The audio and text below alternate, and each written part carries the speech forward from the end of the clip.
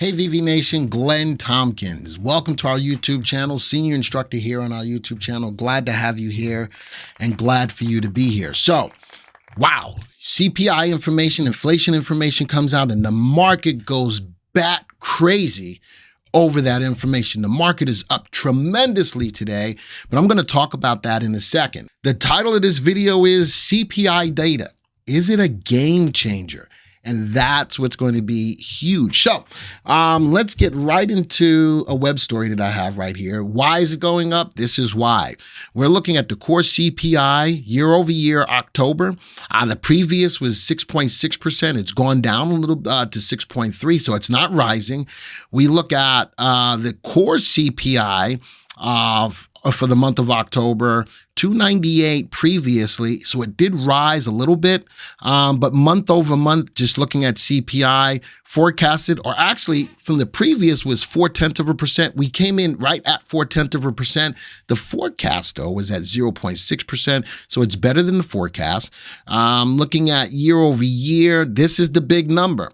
Previous CPI year over year for October was 8.2%, and now we are down to 7.7, forecasted from 8. So it looks like it's getting better. And this is the information right here that people are running off of to look for good news to keep the market going higher. Why do we need the good news? The market's been tough.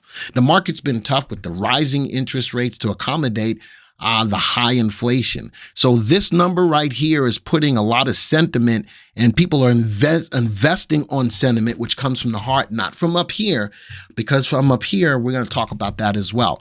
So I wanted to talk to you about why the market was moving up today. This is the stuff that we need to talk about. So even with the data that we just got, all right, we still have a hawkish Fed. More predictable, though. People are thinking that because of the number that he's going to be more predictable, but he also said that it was premature to pause. So is he really more predictable, or is the mindset of the people pushing on to him what he needs to do, whether he knows that right now inflation is still his top priority? He's still, I think, going to be hawkish in raising interest rates. But you sit back and go, wait a minute, Glenn, if that's the case, if inflation is getting better, shouldn't that be the note for him to turn back around and say, all right, I'm either going to pause or I'm going to stop or start dropping interest rates, which will make the market catapult even higher? Well, let's talk about that.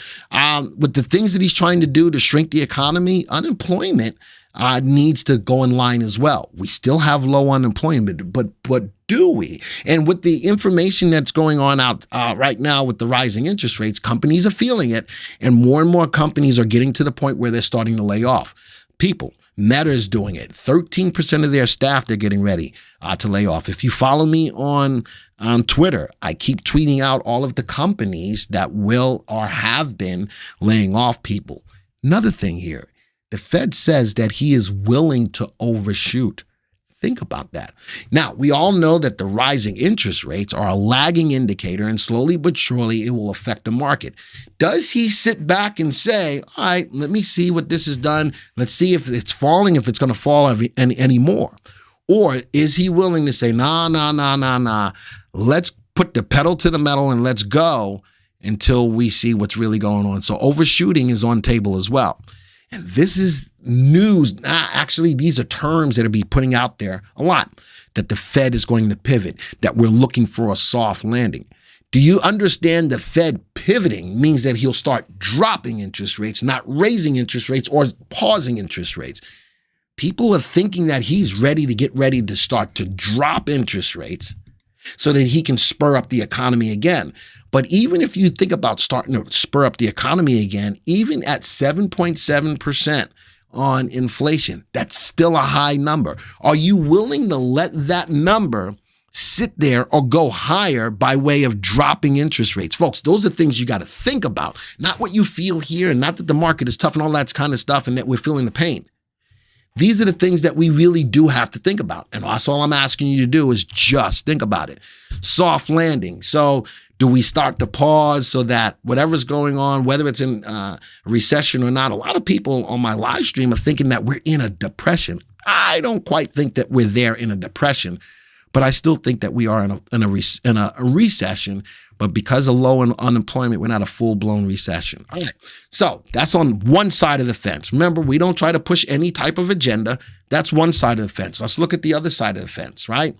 The other side of the fence is market sentiment. With the data, we've got hopiosity going on. That, folks, is a Glennism. Write it in your books. Hopiosity. Why? Because we're hoping that the Fed is going to turn around and drive this market higher. Along with that is optimistic. You know, everybody is thinking that the Fed has to see the light and start stopping the rise of interest rates. It's been a tough year for investing. That's where this hopiosity, that's where this optimism is coming from. And then the idea is, well, it's getting better. 0.2, 0.1, 1%. Is it really? So these are all of the things that you got to keep in mind. Now, with all of that data from both sides, whether it's the Fed side, whether it's the market sentiment side, what do you do as an investor in the market? I'm going to tell you what you need to do. You need to take what the market gives you. Remember the song, Shake What Your Mama Gave You? Well, this is another way. Take what the market gives you. Don't fight the trend. If all of you, and I have more of a bearish feel in my mindset, but you know something, I'm not going to fight the trend. Those contras that you may be in, you're taking a hit on. You don't want that to happen. You need to learn to cut some of that off at the hip so that you don't start taking on big losses and affect your portfolio to the downside. Folks, don't fight the trend. You got to be flexible. All right. Being flexible is, again, I may have a market thinking, but if the market is not conducive to that thinking right now, I've got to be flexible enough to move with the market and stay focused. Everybody invests a little differently, so stay focused on your portfolios and how you manage your portfolios. Here's the big move for the day, and by the time you get this video, this will already have happened. I'm preparing you going into the weekend. But a big day in the market, the NASDAQ is up 6%. All of the major indices out there are up in big numbers. You have to ask yourself, is that sustainable? All right. And that's an honest answer. Is that sustainable? And I'm going to go to the viewers and I'm going to give you some stocks to keep your eyes on. All right. These are my stock picks that I have for you right now. Some of the best stocks in the VectorVest system. And I've spread them out across industries. I've got 2 in petroleum, 1 in mining, 1 in electronic, and 1 in computer to give you a well-rounded view of what's going on with these stocks. These 5 stocks, let's go put them on a graph of all of them. This is a 4-month graph. Folks, why do I like these stocks? These 5 stocks look like this. I think this is a good way to be. Now, even with the big up day in the market, look at the give back, but look at the 3 and the 8 exponential moving averages on the on all 5 of these stocks going up. Look at the earnings per share. Let me move this over a little bit. Look at the earnings per share. You got to love that. These stocks are really good stocks and some of the best stocks in the VectorVest software. Let's graph them all real quick. Put these on a 3-month graph. Bottom left, top right, a little bit of gyrations going along. Why? Because that has to deal with volatility in the market. But look at the earnings per share. This is on a chip stock, SMCI. I like the pick. Petroleum, of course, sitting on a level of resistance though, but like the upward move. I like the moving up of the earnings per share. Same thing with NOG, hitting a new 3-month high today, but pulling back as well. PILBF, love this stock from a lithium play. Bottom left, top right, moving up. Love the earnings per share. And last but not least, we have SAMM, electronic semiconductor. Love the earnings per share and love that it's hitting a new 1-month high today. Looking at all of this, all I'm doing is telling you both sides of the fence, whether the Fed is going to remain hawkish or not, whether the sentiment has the ability to keep on moving the market higher. I'm not going to tell you not to buy anything right now. I still think that overall we have a bearish feel in the market, but if the market is giving you an opportunity to make the money, folks, go out and make that money. Remember, here at VectorVest, we do the work, you reap the rewards, you make the decisions, you make the call.